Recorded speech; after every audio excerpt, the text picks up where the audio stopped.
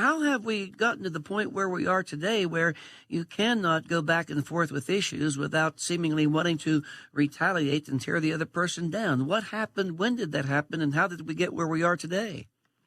Part of this, Gary, is that our ability now to be in the stands 24 hours of the day, and when I say stands, I mean social media.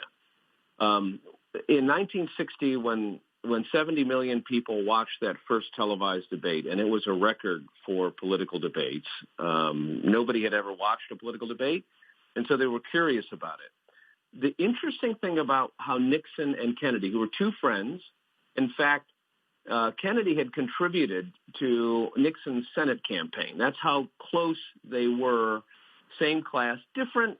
One was Protestant, one was Catholic, one was, from the gentry, and the other was, from the son of an orange farmer. But in the end, here's the difference.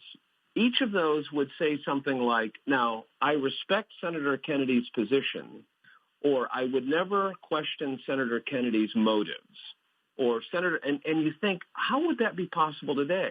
And I know what people are saying. Yeah, but Nixon, he said some bad things on tape. He said some bad things, when he was being recorded and nobody didn't think anybody would hear it. The difference is the rules of the game said if we let this stuff that we're thinking or saying out of our hearts, of our minds, we're going to poison the culture and hurt the people who are watching, and they won't want to participate in this process. We have a responsibility to keep certain things in rooms and certain things for the public.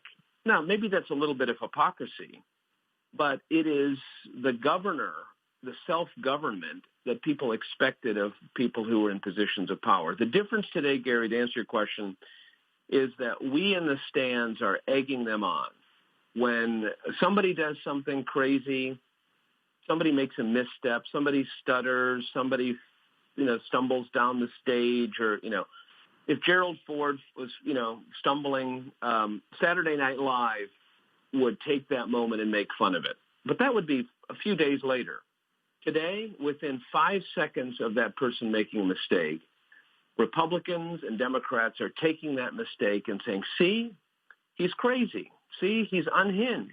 See, he's a psychopath. See, he's a liar.